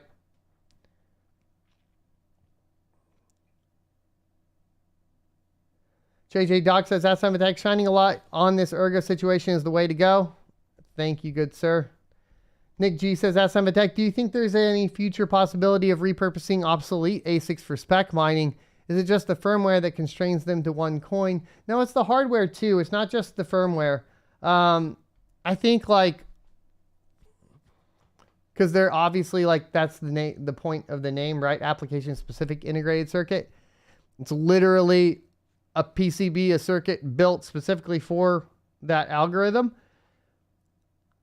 If production, see, the problem is like, there could be the argument for like FPGAs kind of taking that space, but the entire method of which FPGAs are manufactured mean that they can't really be like mass produced.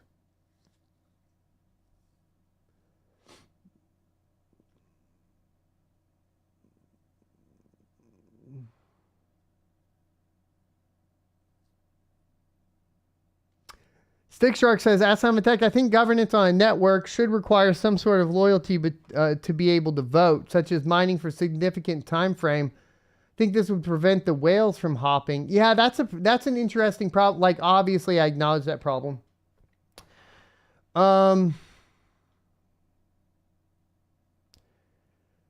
think the hard part there is you end up being centralized as anyways, right? And the other thing with that is, like, if a network needs a legitimate change and the miners would come back to the network if that change was implemented, then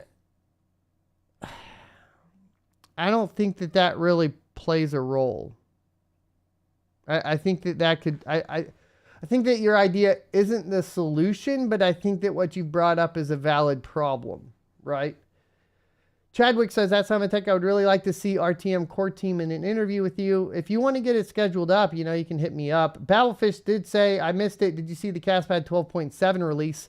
I saw it in chat. I have not implemented it yet, of course. On Twitch here in a little bit, I will be getting over and probably updating the node. So if you guys want to follow along with the CastPad node update, let me know. I kind of wish it was a forced update because I think, let's go check. Yeah, no hash rates dropped off of the network. So me wishing that it was a mandatory update to get some sort of advantage. Let's see. What do you think about ETH? Oh, I think that it had some pretty big failures early on and is still struggling. C-Script says, that's Simon Tech. Have you thoughts on the Intel Arc GPUs? I don't have any experience with them. They don't look to be that impressive, but you know, it's one of those things where like I don't know because I haven't ever had one.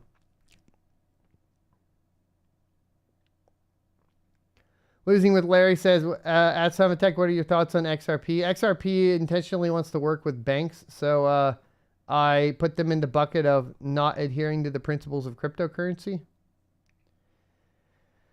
Aggieland says, Ask Tech NiceHash is launching a solo mining package called Catch the Block on Friday. Have you looked at it? Do you think it will help or hurt the solo miners? So I was looking at a little bit more of like how the solo mining works on most pools. And I think that it hurts networks in general to go through solo mining on something like 2 miners, etc. Now the reason for that is because it doesn't actually build, like it doesn't build you a new node. So it's not further decentralizing the network. And all it does is if your miner found the block, it pays you that full block. So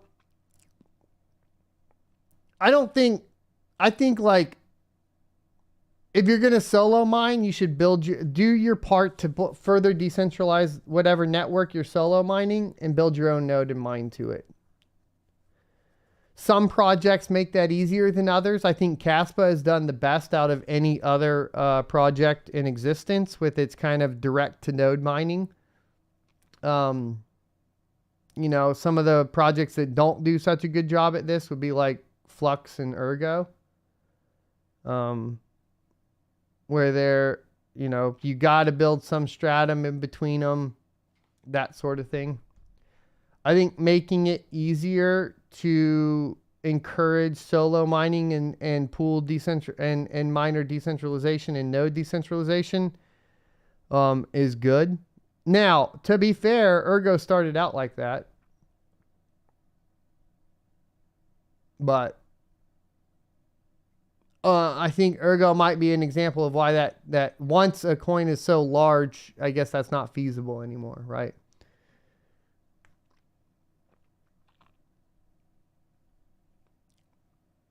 IME says, at Tech, oh god, a girl had an interview with Vosk on Prog Pal, how it's great and miners are ungrateful for it.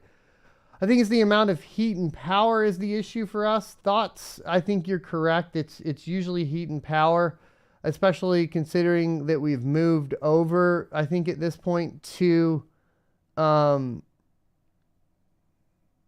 US primarily, and these summer months are extremely hot. The other thing is like, I don't know, like, always understand biases, and oh god, a girl definitely has a bias for Prog Pal. Not to say that we shouldn't be grateful for a new algorithm from Oh God, a Girl that helped work on it. Just that, like, there are biases there. Just like I have mine. I tried to just make them clear, right? Azrar Ali says, at Tech, are there any new proof of work coins that we could give a try? Yep, I've talked about them. We'll make more videos on more of them. You can also check out sonofatech.locals for more of them. Stick Shark says, at Tech, I don't think it's the solution, but like you said, it's another problem to think about. Yeah, it's definitely one to think about. Scott says, at Tech, what is the best place to follow you? Here, Twitch, Rocket Chat, Locals. Too many to track for me. Well, if you are a member, or just, which it's free on Locals to become a member. If you're just a member over there, I post everything over there. So Locals is the best place to keep up with what's happening at that second, right? JJ Doc says, ask Tech, what are you using for a VM host? Hardware or software? I guess I could just say both.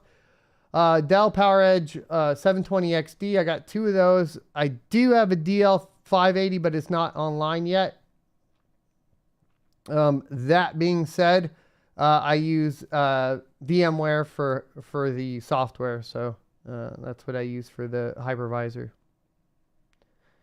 Mining and Trading says, at Tech, I'm not going to mine Ergo until changes are made. If they want to enter the big leagues, they're going to have to learn to take criticism. At the same time, right, like, it's weird because if you hopped on, you could get 400% extra on the 24th. But then we're doing what we don't want to happen. So if you actually care about the network, then maybe you just don't mine to it, which is an odd thing to say. Either you mine at a loss for a majority of the time, potentially the whole time, because a whole bunch of miners are going to be on there and force you out when the hash rate goes up. to support the network, or you just don't mind to it because you don't want to hurt or help either side, right? Like, it's kind of a weird, I think, like, it's definitely a weird, like, moral problem.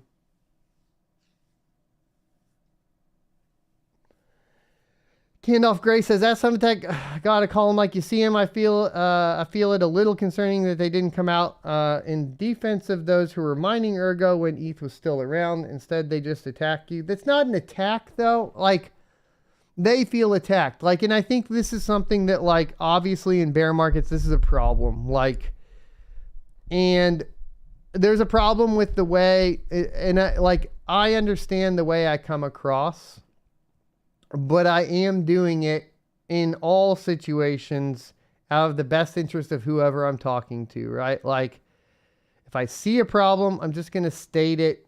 And speaking of that, I do have to bring something up. By the way, I did tell Mr. Daniel I would clarify this.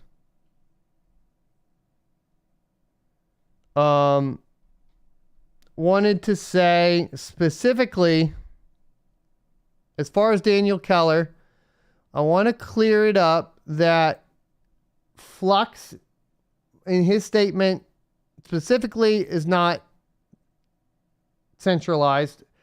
Fusion and the ZIL core had when we had the interview, which I said if any portion of a project is centralized, the entire project is centralized. Remember, Daniel disagrees with that.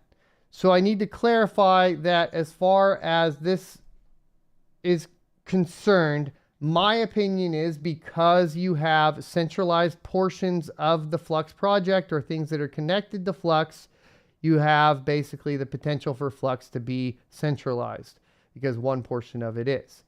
Daniel disagrees with me, but he does acknowledge that basically your Fusion app, which is controlling your swapping, etc., of Flux and different parallel assets, and the ZIL core wallet is centralized. So, I want to make that clarification so that everybody's on the same page. And I'm as upfront and on board as possible.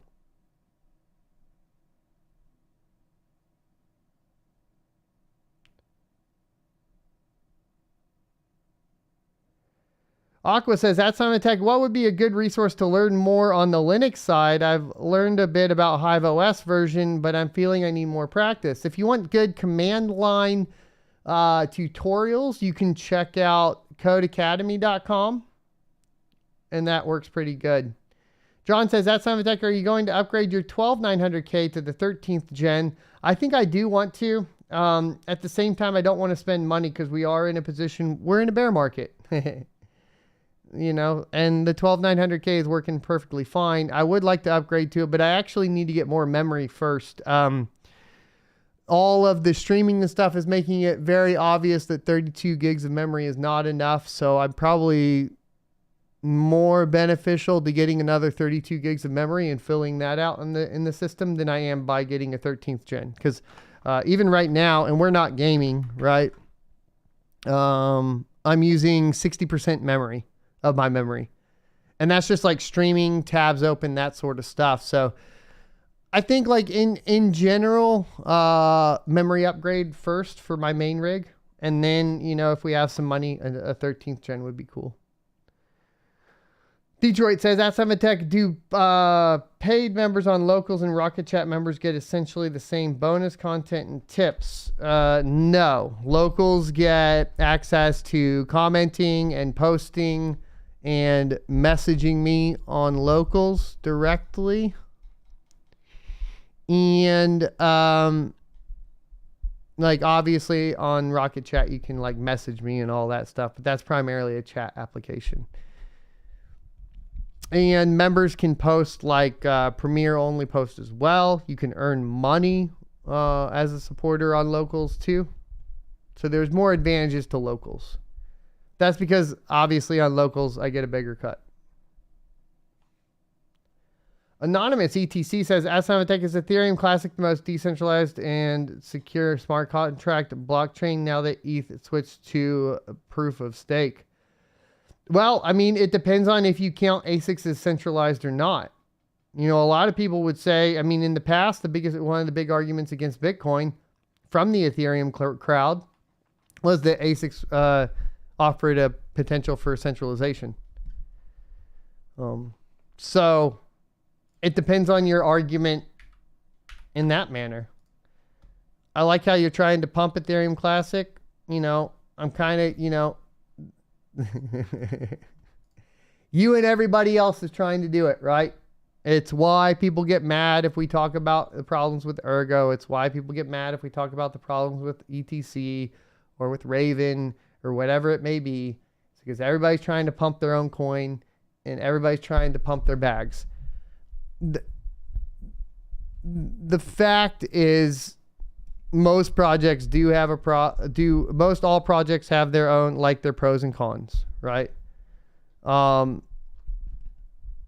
that's kind of the way it goes. As far as like Ethereum Classic, it's currently the most secure because it did take on a bunch of the ASICs. Where are those ASICs? Who controls them? I don't know.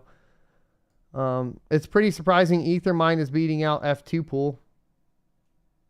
I would have expected F2 pool and Bitmain to have a bigger, F2 pool to have a bigger, I mean, it's getting close, right? It's at 31 terahash with their donations. I would have expected them to be a little bit higher, especially because they're still 0% in their PPS. But I don't know. Kyle says, at Son of Attack, Ergo might be the only smart contract platform not listed as a security. No, Ethereum Classic wouldn't be listed as security. Village BC says, ask Son of Attack if you could do a magic, if you could magic a new coin into existence, what are the things you prioritize?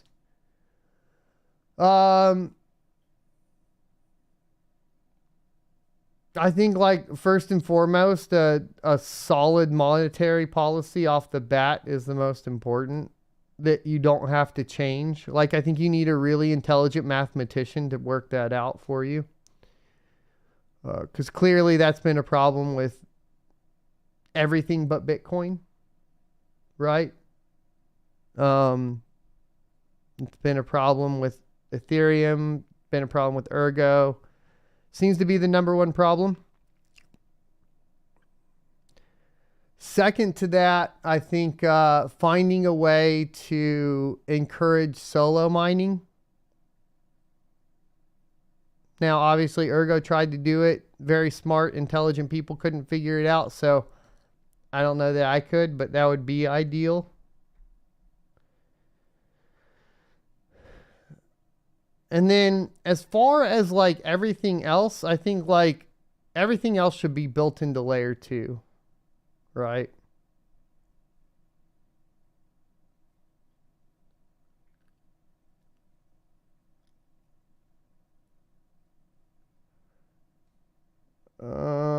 Quincy says, I'm a paid member on Locals, but I didn't take away any ability to message. I mean, I can look through it and see what's wrong.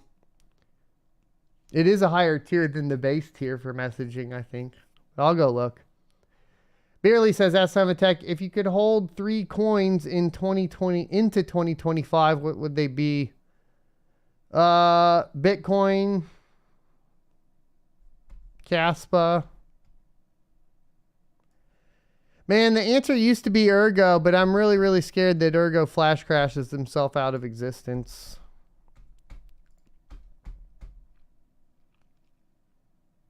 It used to be Ergo. I think Flux takes the 3rd spot now.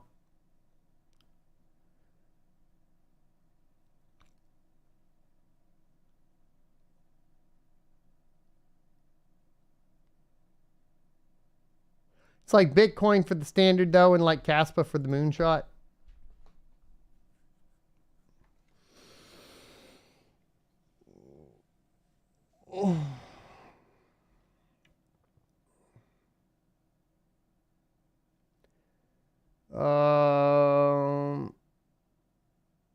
Amigos PC says, that's Son of Attack. If we're pumping bags, let's start pumping the SOAK token. There you go. Conflicted says, Ask Simon Tech, are you going to back to standing up for shows? Yeah, I will. I got like, today's the last day of antibiotics, so I still am like pretty nauseous. But yeah, we'll be going back probably to stand up for this show.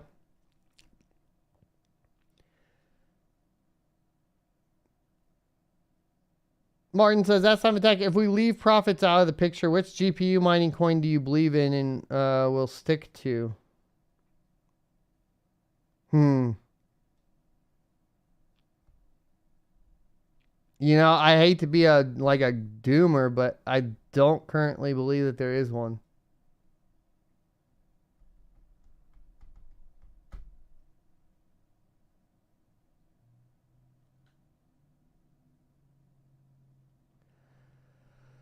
You know, like most of the Caspa will get moved to ASIC.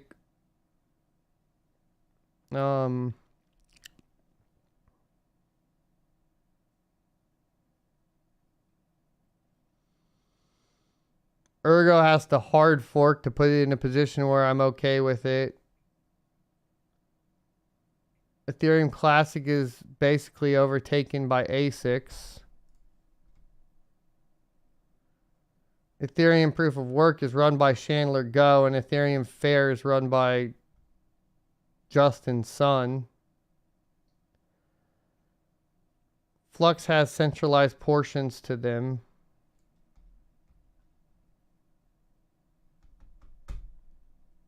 I don't got one, man. I don't got one right now.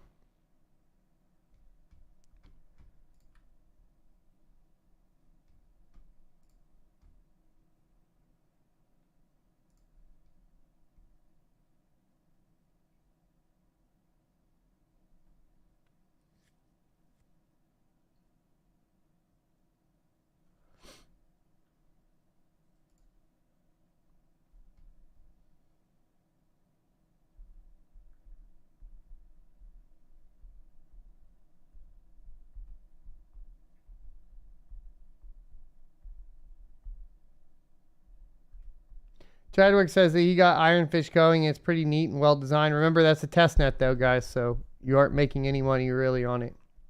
Yeah, there is benefit for playing around with it though. Man, that question got me depressed.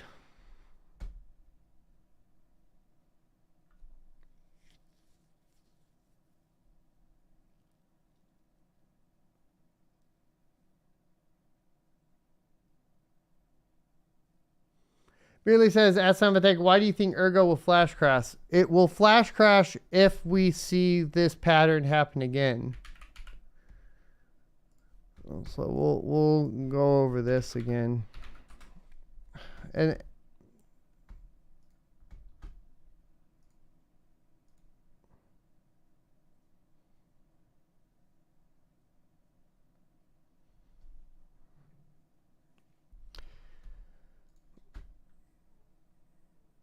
so here's the problem, okay? Let me explain this again. When there's a ton of hash rate on the network, right? Okay. Which goes up to whatever. It went up to like 250, okay? What happens is that the block times speed up, okay? So what does that mean? That means more Ergo or Erg, more of the Erg token is being created and dumped in. It's basically making it inflationary, but it's only making it really inflationary for large miners. So those miners get basically, essentially, what is it? So it was 40 seconds versus 2 minutes, right? So almost 400% more blocks than they would mining it at the current difficulty, okay? What that means is that those large miners are also more enticed to sell. So you have a huge inflation event, which adds a bunch of selling pressure to the coin. That's why we've seen Erg drop more in the past couple days than a lot of the other coins.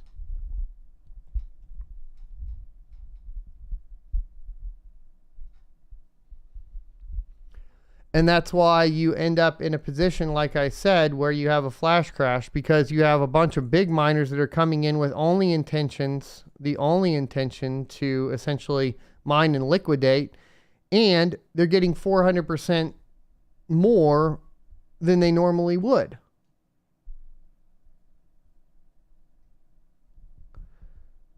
So you push the price of Ergo down.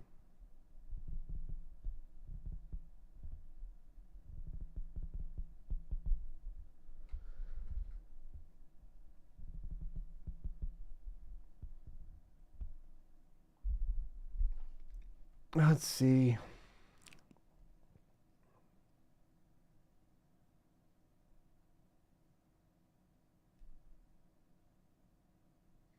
Miller Mining, I have an RXD video coming out later today, or maybe tomorrow at this point.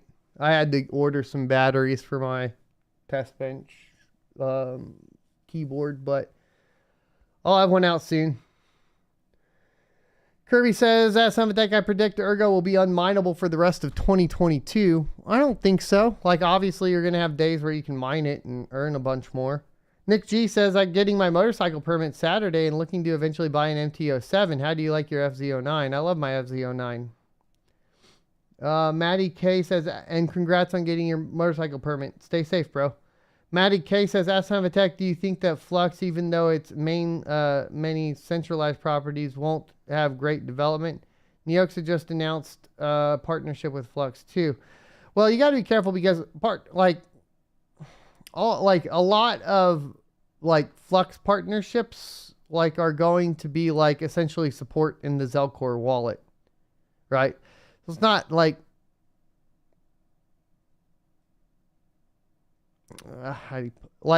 it's cool, but it doesn't push it. I don't know. It's not a huge deal. The important part there is what Flux is doing is specifically really I guess it depends on if you want to separate ZIL Core, right? Which is the centralized portion or whatever. Then you would say, okay, well, it's really just a product. It's an exchange, right? That's what it is. It's an exchange / custodian that allows you to control your own keys to a certain extent, right? You don't control, you control a private key for ZIL Core, but technically you don't really control a key for each individual chain. So is it as secure? In my humble opinion, ZIL Core is not. I would call that definitely closer to a hot wallet than anything else. Some people may classify it as a warm wallet. It's a great tool for basically moving crypto around, right? But that's all it really is at the end of the day when you announce those, the Neoxa partnership, usually, right?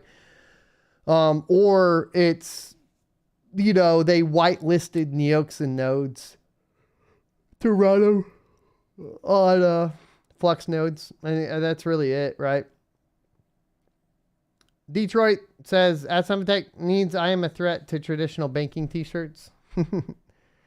Anonymous ETC says, Asamtech, what would give Ethereum Classic the greatest chance to see mass adoption? Stop copying. I don't know. It really does. I don't know. I don't know what that would be. Obviously, it's development, I suppose.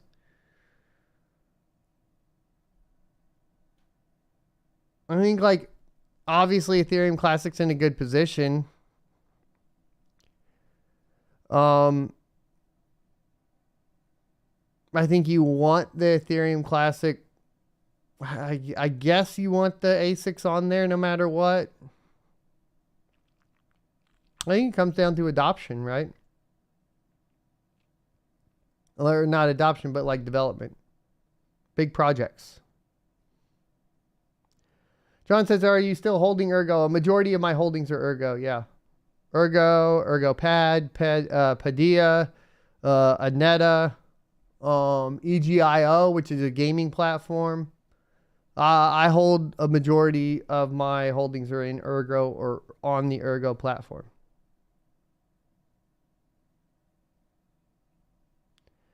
Kurosaki's Corner says, S7 Tech, hey, good to see you. You should do a video on Lovelace, just like DJ Mines, maybe get some more exposure. He didn't talk about 8104 being rebranded as the 4080.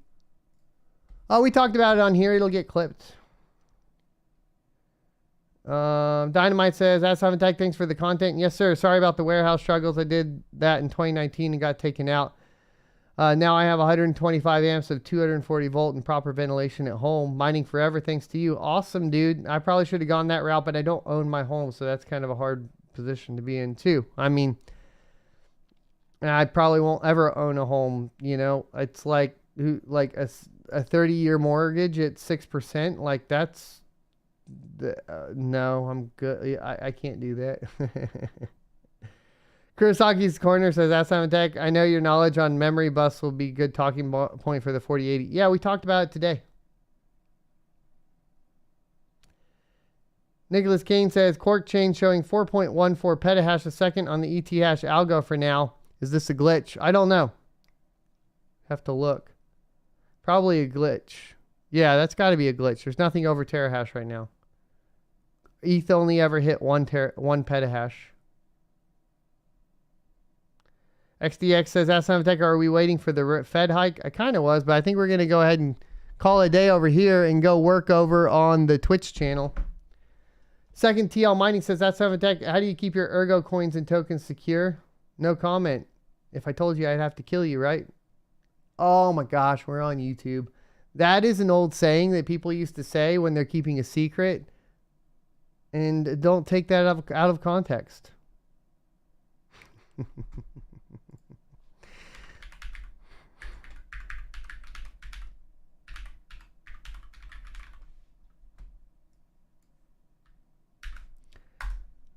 Truck, like I said, I can't mine from home because I do not own the home and there's not enough power at the home. So not even physically possible for me to do. Plus the power cost is really high.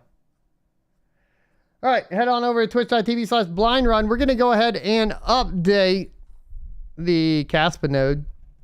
So if you guys want to follow along for doing that, head on over there and we will be live basically updating the Caspa node here shortly.